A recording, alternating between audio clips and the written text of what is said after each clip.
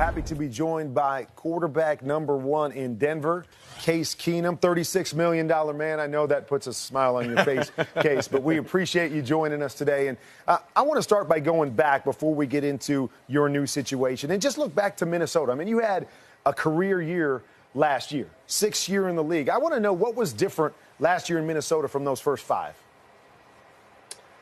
You know, there's a lot of things different. I think I used my experience well last year. I've got better each year I've been in the league, and I intend to get better this year. I intend to use the experiences that I had last year, especially in the playoff games, getting an NFC Championship and not finishing, not getting all the way. I think that left a fire inside. I'm definitely hungry for more. Well, Case, you left Minnesota, great season. Then you see them sign Kirk Cousins for $84 million guaranteed. Was there any, bad blood there, with you leaving Minnesota Vikings?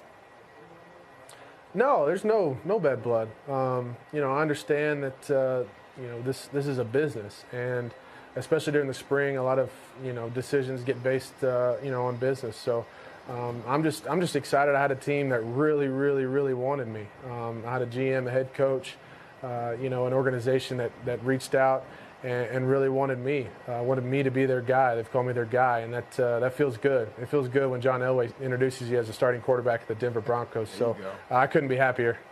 Can you just break down what went into the decision to go to Denver? I mean, you mentioned John Elway. Can't be a bad thing to be playing under a guy that played that well for so long. I know you've got some weapons that you have to like on the outside. What really went into you deciding that Denver was the right place for you? I think early on in the process, sat down with my agents and we kind of made a list of teams that might need quarterbacks and, just trying to look in from the outside at, what different teams, organizations had to offer. And Denver was right at the top of the list. From the coaching staff to the offense to the offensive weapons to obviously the defense here. And really, as I've gotten here, gotten to know the guys, really settled in. I mean, it's blown it away. And I had really high expectations and really high thoughts coming in, and it's blown it away. The guys here are incredible. Coaching staff is awesome. I love the city of Denver, and I'm excited to represent Denver, represent the Broncos organization, and get on the field and compete with these guys I've been working with. Case, you mentioned some of the offensive weapons that you guys have there. Just talk to us about what you've seen from them, some of the new toys that you have offensively. Yeah, Emmanuel Sanders, and DT, both those guys are guys I had on the list, of definitely on the pros side of coming to Denver and getting here, getting to work with them, getting in the meeting rooms and just getting to know them as people, man. They're great people.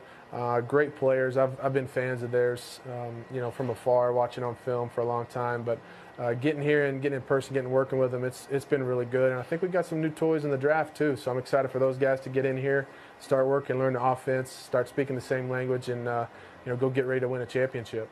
Well, we appreciate you joining us, but before I go, I got to ask you about the shirt. I'm just curious. Accountability, I know there's a Broncos something down below that. I'm just curious, did they give you that shirt as soon as you signed on the dotted line? They might have. There's a good scripture in Luke there, to whom much is given, much is required. So, I think accountability is going to be a big part of this year.